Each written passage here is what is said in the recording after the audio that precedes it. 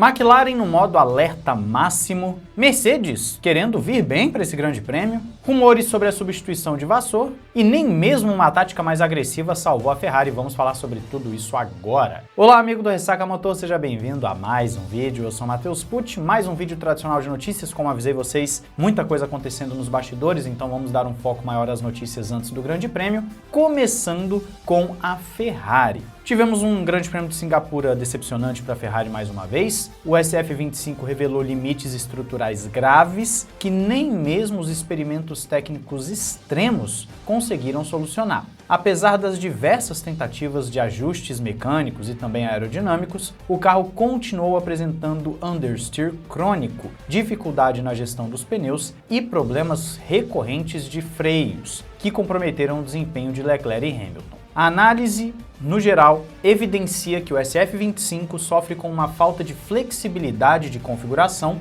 e é um projeto que limita a performance em pistas de baixa velocidade e também de alta exigência térmica, caracterizando uma temporada de avanços mínimos e dificuldades persistentes de acordo com a fonte na descrição. É um desastre total o plano da Ferrari em 2025 de mudar totalmente aquilo que vinha dando certo em 2024. A famosa frase, em time que está ganhando não se mexe. A Ferrari mexeu e mexeu muito, e com isso, naturalmente, não conseguiu até o momento nem vencer uma corrida na temporada. É uma das temporadas mais melancólicas da história recente da escuderia. Isso que nós tivemos um 2020, se não me falha a memória, em que tinha aquele negócio do motor, né, que foi penalizado no motor, andou mal, tal. Mas no geral, a Ferrari tendo uma temporada assim para esquecer, porque o planejamento já foi totalmente tosco. E se nós aqui de fora, fãs de Fórmula 1, questionamos as escolhas da Ferrari antes mesmo de começar a temporada, como é que pessoas de altíssimo nível, gabaritadas, que estão trabalhando ali na equipe, não pensaram que seria um tiro no pé mudar totalmente um conceito que dava muito certo? Mas ok, isso aí é problema da Ferrari.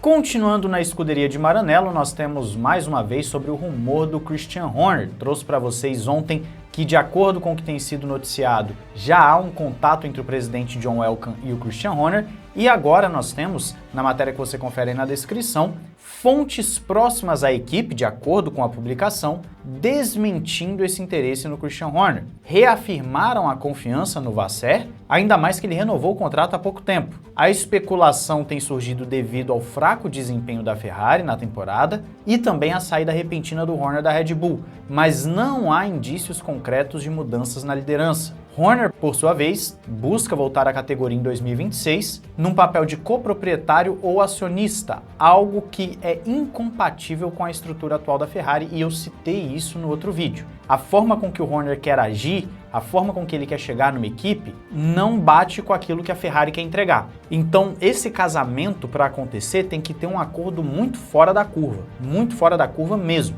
A Ferrari vai ter que ceder muito para o Christian Horner poder entrar como chefe da equipe. Por isso eu vejo mais chances dele numa Cadillac, talvez numa Aston Martin, até mesmo na Haas, como já foi sondado, mas não numa Ferrari. Por mais que Christian Horner seja o tipo de pessoa que a Ferrari precise. Isso é um fato. A Ferrari precisa de um cara que tem os poderes e que faz acontecer. E parar com a palhaçada interna deles de ficar querendo mudar tudo toda hora, de não dar para o chefe de equipe a possibilidade de trabalhar. Então talvez até o próprio Vasseur trabalhe melhor se a Ferrari deixar ele trabalhar. Mas é a Ferrari. Vamos ver como as coisas vão acontecer na próxima temporada.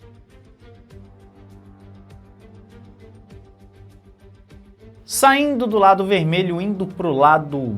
é o que? Um azul verde? Um verde... sei lá qual que é aquela cor lá, mas vamos pros pratas então. A Mercedes é prata, não vou falar da cor da Petronas, porque agora eu não sei qual que é a cor da Petronas. A Mercedes chega nesse grande prêmio de Austin confiante após boas performances, buscando confirmar o potencial competitivo do W16 em um dos circuitos mais desafiadores em termos de setup da temporada. O time alemão aposta nos recentes avanços técnicos, especialmente na eficiência aerodinâmica e na gestão térmica dos pneus, para poder alcançar um equilíbrio entre tração, velocidade de ponta e estabilidade velocidade em curvas rápidas. No entanto, as altas temperaturas e o salto dos compostos da Pirelli representam desafios adicionais que podem complicar o acerto ideal e a gestão dos pneus durante esse final de sprint. Hoje, quinta-feira, nós teremos uma live no Ressaca Express de pré-grande prêmio, então não perca, entre hoje 9 horas da noite, 21 horas no Ressaca Express. Nós vamos falar muito sobre essa questão dos pneus também. A gente sempre passa os pneus para vocês, né?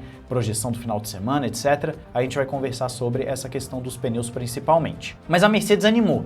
A Mercedes viu, pô, estamos tendo resultado bom, a gente está chegando, ganhamos corrida. Pode ser o mesmo cenário do Canadá, né? Ganharam tal e depois foi lá para baixo de novo. E eu já falei para vocês que espero uma Mercedes boa em Las Vegas, nessas próximas provas não, mas em Las Vegas até espero sim. Então se eu fosse um torcedor da Mercedes, falaria para, ó, bota o pé no freio, porque provavelmente não vai vir essa coisa toda. Se vier, ótimo, vai ser ótimo mesmo para a gente ter disputa lá na frente. Mas dificilmente a Mercedes repete o que fez no último Grande Prêmio. Então, vamos com um pouquinho de calma.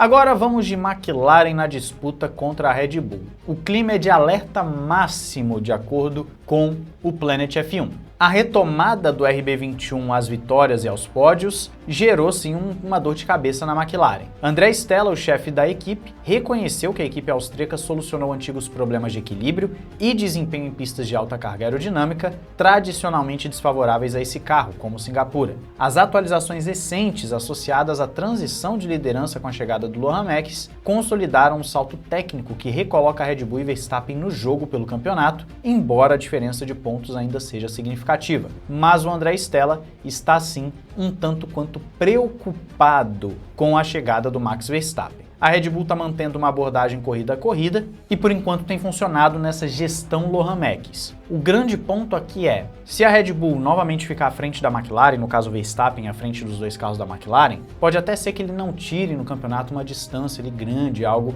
considerável. Mas vai ficar claro que a McLaren vai estar em apuros para esse final de temporada. A gente falou no Grande Prêmio de Singapura que se a Red Bull fosse bem, isso já era um sinal claríssimo de que o Verstappen vai dar trabalho durante todo o final da temporada, então sim, a expectativa é essa. Mas se agora nos Estados Unidos, de novo, ele ficar à frente das duas McLarens, eu acho que os dois pilotos da McLaren vão começar a sentir mais e mais e mais a pressão a cada Grande Prêmio. E talvez isso pode fazer até com que eles errem, porque em tese eles vão poder disputar entre si. Em tese. Se isso acontecer, a gente pode esperar um final de temporada bem animado. Mas eu quero saber justamente a sua opinião aí nos comentários. Não esqueça de se inscrever e ativar o sininho para não perder nada. Entrar nos nossos parceiros, Paddock BR com 15% de desconto nas camisetas, moletons da Fórmula 1. Cupom Ressaca Motor para você. Instant Gaming com os melhores jogos e gift cards por super preços também. Link na descrição. E você que precisa de assistência jurídica internacional, recomendo fortemente a Amorim Global. Entra pelo link na descrição que você não vai se arrepender. Um grande abraço, valeu e falou!